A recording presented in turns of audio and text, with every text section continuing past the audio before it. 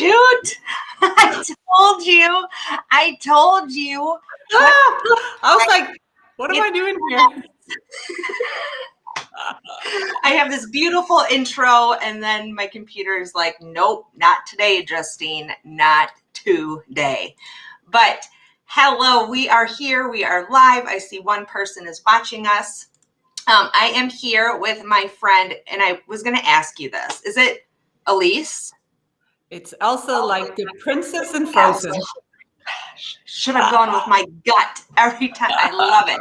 Well, I am here with my friend Elsa, and she is, I love what you talk about, because there's so many blocks that we put up for ourselves and we don't even realize it. So you help women get to that, and so that they can live the life that they are deserving to live. So I would love to hear your story.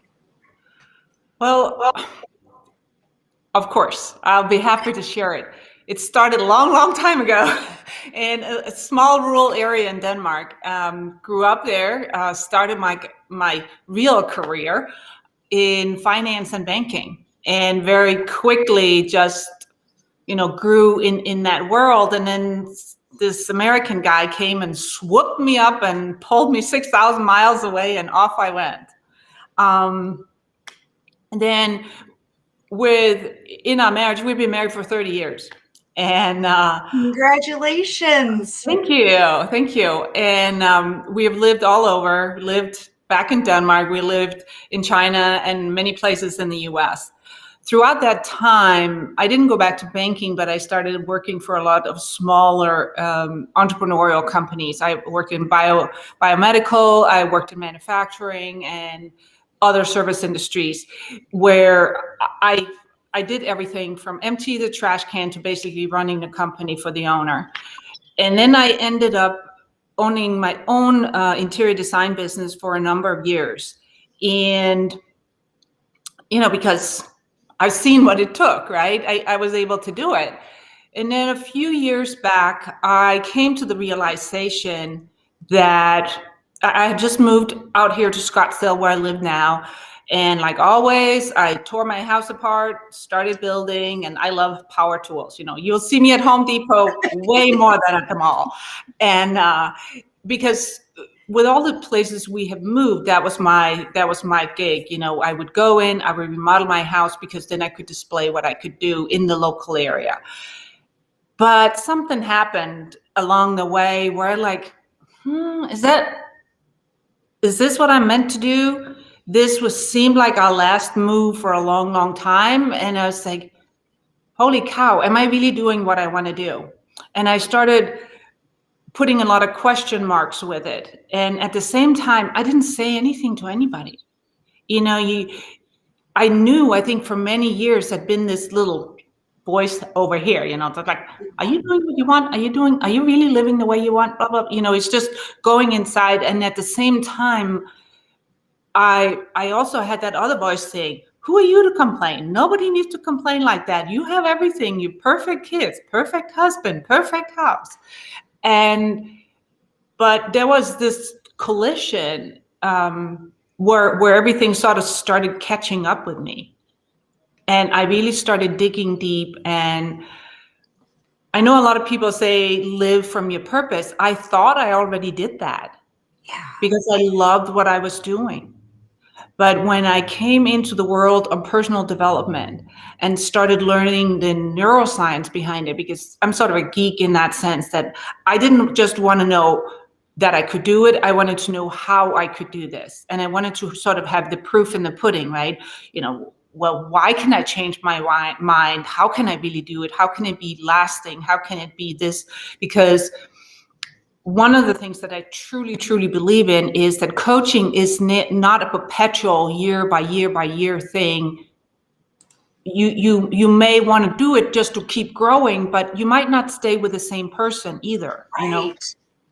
And so that's my story. And then I really started seeing what all this knowledge could have changed, how my life could have changed, how I actually could have been a better mother, a better wife, a better business owner, a better friend throughout all those years. and at the same time feeling like I was living from my center, from my core being, basically. Yeah. It's funny when you say, you know, being a better mom, being a better wife, being, you know, a better version of yourself. We think the more we pour into everyone else around us versus focusing what's right here, the rest snowballs. Yeah. That's hard for us to finally surrender and just let that happen. It is really hard. And that's why when I work my clients, and that's really what I had to, the work that I had to do myself, it's sort of like I had to rewrite my own playbook. Yeah. Because from the time you're born and you're this tiny little baby, you get all these imprints of how are you supposed to live, and how are you supposed to do this, be a good girl, or boys don't cry, we have to work hard for our money, money doesn't grow on trees, or those people over there. And as we grow up, it just sort of keeps piling on and on and on and on. And I haven't met a lot of people that have been able to totally disregard that, unless they start really doing some strong personal development. Yeah, absolutely. I also love how with personal development, your darkness turns to your light. Before you started, there were events or things in your life that, it's trauma, and everyone's trauma looks different. And there's a variety of levels and all of that, but no one's trauma is more traumatic than the next person's, because we all have to navigate through it and make the decision of, am I going to allow this to be me, or am I going to allow this to help me? Does that make sense? Like, just shifting the perspective that I experienced this in my life because I learned this from it. That's at least my experience with personal development has been the biggest thing. The thing I hid from the most is the thing that my message has become. Yeah, it's like somebody recently wrote in a post in a response to me, "Our mess is our message." Thank you. Yeah, right on a t-shirt. But it's called personal development. Right. I think for me, one of the biggest things is that, at least the way that I grew up, right? I grew up to be, throughout my mess, very independent, very strong. I could do things by myself. Yeah. Dang it. If I put my mind to it, I could do it. Right. And in some ways, that was almost the biggest problem of all, because I got so afraid of actually letting people know I was hurting on the inside. Yes. Because everybody, she's so strong, she can do all these things. And my husband has always traveled a lot, and for many years, it's like, during the week, I was the single mom. And then he would come home and he would just sort of be plugged into the schedule, right? Yeah. And people like, how do you do it? How do you do it? And I just didn't let myself connect to it. And we lived in places where we didn't have family. And it was just putting on that brave face and soldier on. Mm-hmm. Did you have a problem asking for help? Was that hard for you? Oh, God, yes. Me too. No question about it. I'm so bad at it. Yeah. Because my story, in my story, that was a weakness, right? Right. That was like, and the other part of me that was raised to believing that, don't complain. There's people, kids in Africa are starving. And, there's that guilt complex of that everybody else has it much worse than you do. So who are you to complain? Right. And that goes back to your point of saying that your trauma is yours, and it's for nobody else to judge, and you should not judge other people's trauma. Right. Yes. Thank you for, yes.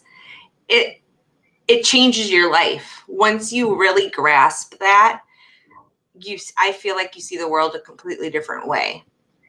A completely different way. Yeah. When you start working with someone, is there like a typical like first approach or an exercise or something that you tend to always start with? We start with a conversation. Yeah. I love it. Almost like you and I, we just sit, we talk, and what I know about myself, one of the most powerful things that I bring into the coaching is, like I said, that's my X-ray vision. Yeah. It is, I have had so many clients tell me, says, you know me better than I know myself. And they can't hide from me. Right. And that's why I always start with a conversation, because you just never know where it's going to end up. Right. Yeah. I think one of my recent most powerful transformations that I've seen was I worked with this client who this happened to be a gentleman. You know, I work mostly with women entrepreneurs, but I work very well with, men as well. And he has built this amazing company. There is going to change how entrepreneurs, startups start, funding their businesses and all these things. And, he was put in this box of being like the computer nerd, right? Because it was all platform based and he had all these things, but he was like running against this huge wall of, he could see what he wanted, but he couldn't get there. Right. And during our conversation, even the initial one, I very quickly picked up that there was something that was absolutely blocking him. And during our time as we worked together, he realized that he had left a much younger version of himself, carefree, creative, charismatic, and just, full of life kind of person. And he had now put himself into this box of like, I'm the nerd, right? And I'm this person that does these things. And honestly, what we did with it, what we came up with, which has worked unbelievable magic for him, is every day, every morning, he has a schedule on his calendar, a meeting with his younger self. I love that. Oh, I love that. Checking in and seeing how are you aligned. And he has since taken his company from a local market to a national market. Congratulations to you as well for holding that safe space for that to be able to happen.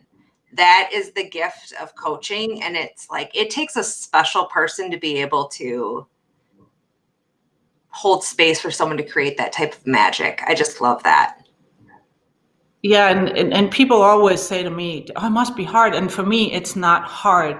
It's truly a blessing for me when I'm able to help somebody down that journey. Because a lot of people say, like, are you a business coach or you a life coach? And my answer is always, if you're in business for yourself, it's your life. Yeah. So you need to start there, because it affects, like this particular client, it affects everything.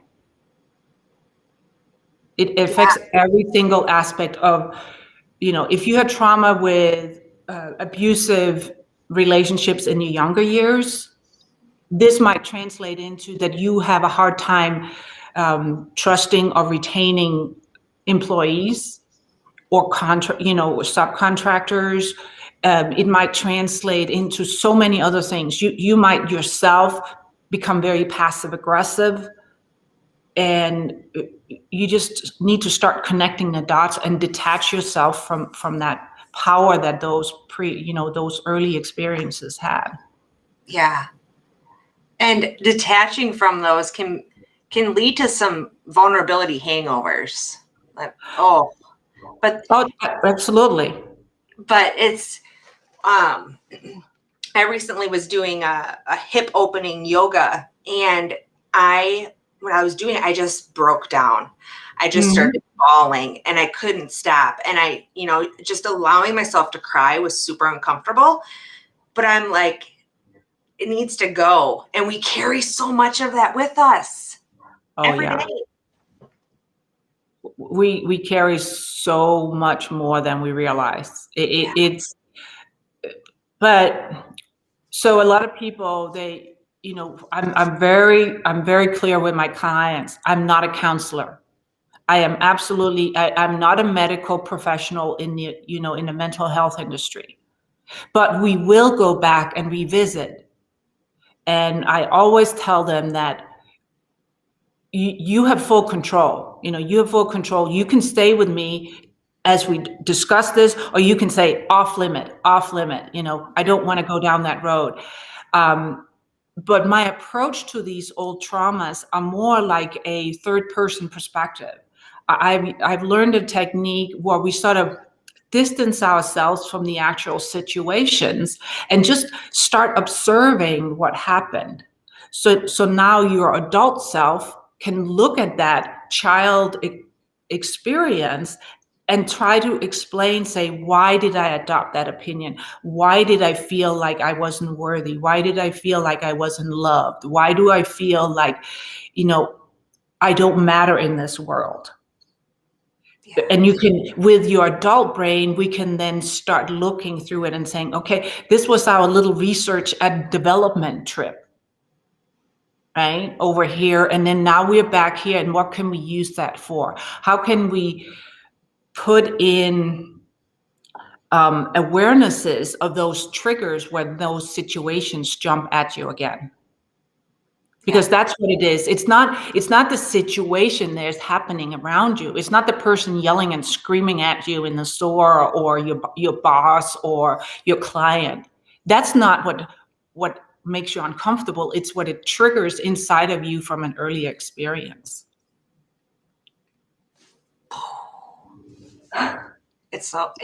Absolutely. And how often those things are bypassed someone's entire life. And it's like we react to things, like I was sharing with my coach the other day how I made a post and the responses that I was getting were triggering me. Like I was reading them, I'm like, it doesn't feel good to me reading these responses. And she's like, well, go deeper into that. What is that? And I uncovered that there was a trauma from, a past work business relationship where I was hurt. I was very badly hurt. And I haven't really gotten back to that point of being confident in my business since that, because I was holding on to this guilt of letting people down. What if people think I'm going to leave? What if I change my mind? And this just snowballed until I read those messages. And then you go back and you're like, oh, like there they are. Yeah. They're just sort of like, oops. Yeah. It's crazy. And it can be the littlest switch in your life, the littlest shift that you can make that makes the biggest ripple, And I often see those little shifts as the most powerful. Yeah. And so I'm sure, since you were just mentioning, having a coach, I'm sure you've heard the sort of metaphor of the onion, right? That you peel away the onion. Yep. And I just had a total shift on that one this weekend. Actually, this past weekend, because for some reason I personally always had a problem with that. Yeah. With that metaphor, because, and I figured out what it was. It's because if you think of an onion, right, you're standing in the kitchen. Yeah, I get the metaphor. You peel it and you cry and you do all that, and as you get closer and closer. But for me, it became a subtraction of who you were. It's like you take the leaf away. It's still part of who you are. Right.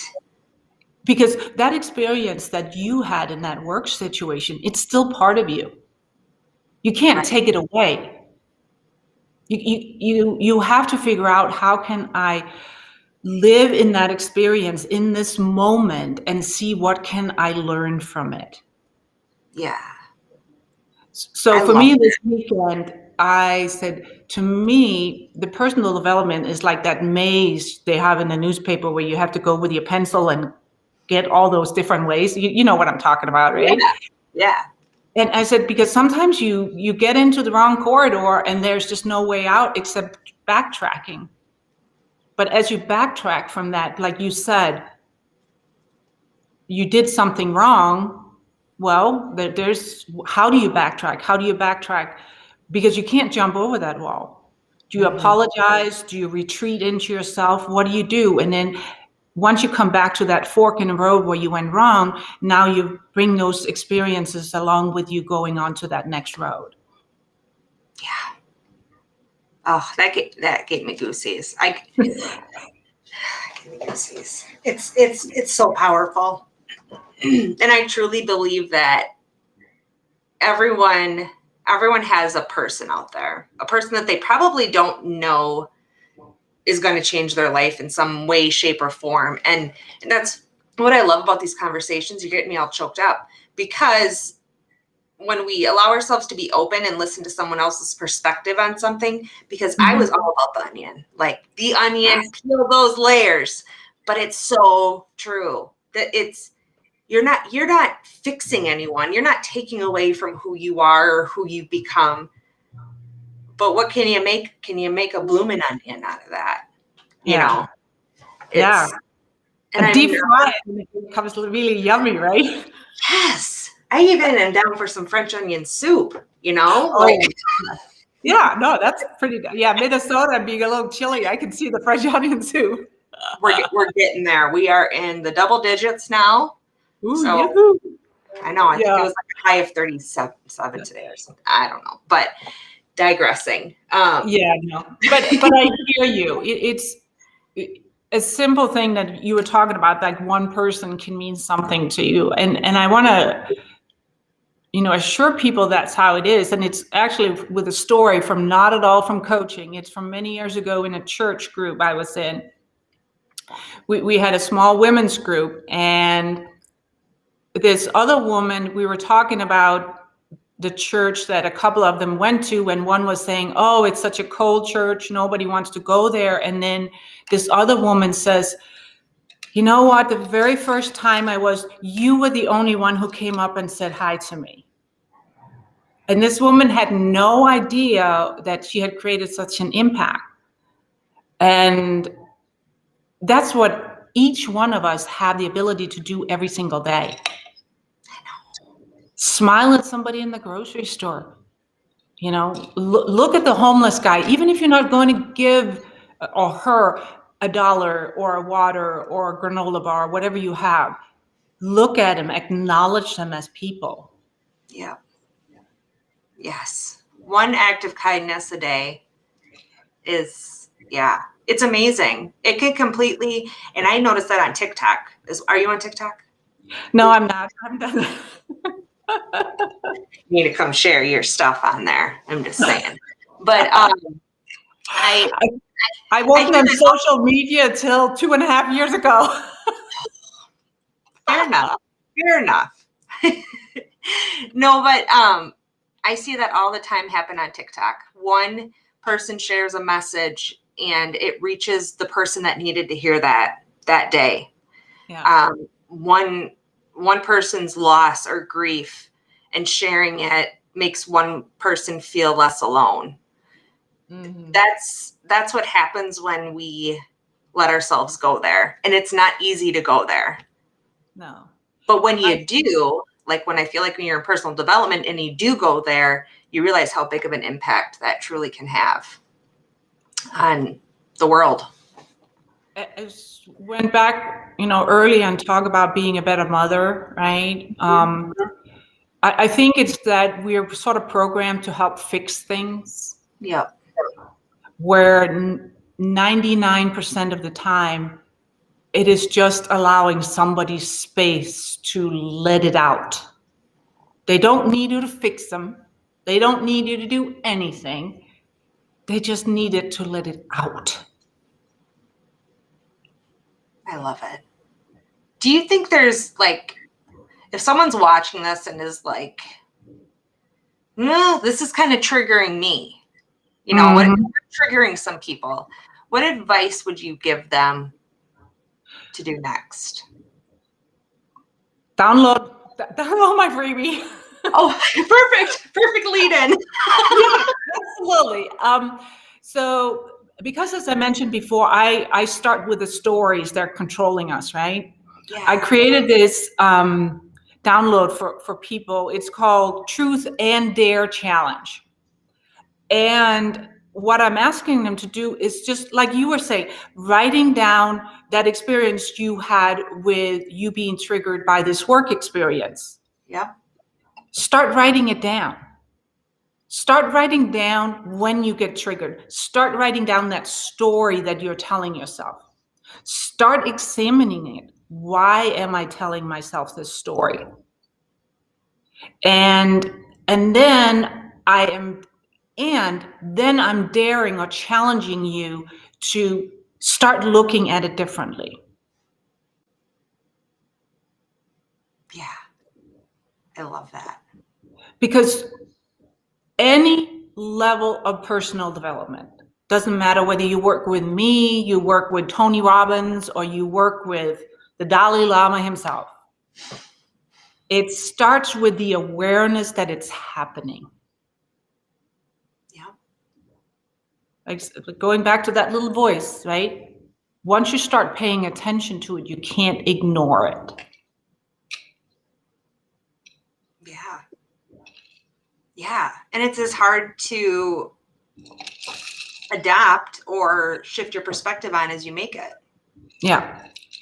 And sometimes, like we were talking about before, that the smallest, tiniest little shift, it might be just the awareness. Mm-hmm. And that will get you a long way.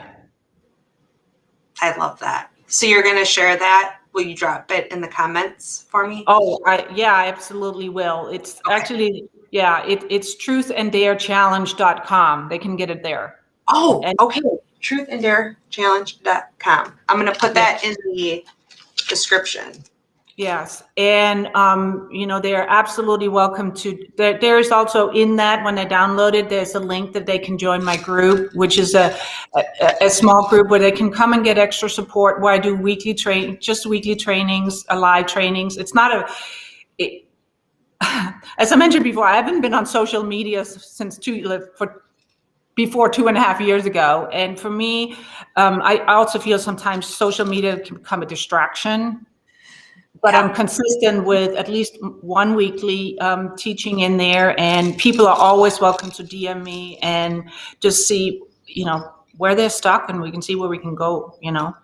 I'm not high pressure. It's all about the right person in the right moment. I love it. I love it. So that is perfect. I will, if anyone wants to reach out to Elsa, I absolutely adore you. I could go on and on and on and on and on. And I just brought my yellow cup for the pineapple. Oh my gosh. Oh my gosh. I forgot my pineapple cup. I love it. Oh, that color. The color of the pineapple is just, it's just everything. I just love it. But please reach out to Elsa. I appreciate you so much for taking time out of your day to chat with me, deal with my little technical error there, and just sit here and talk with you. I've had a blast. Oh, same here. Absolutely. Glad we connected. Me too. And we'll do this again. We will do this again. Good. All right. Thank you so, so much. And thank you, everyone. We had 3 people on the entire time. Wow. So I hope that this was helpful. Drop your favorite takeaways in the comments, and feel free to answer and engage in those comments too. Okay? Oh, absolutely. All right. Thank you so, so much, everyone. Bye-bye.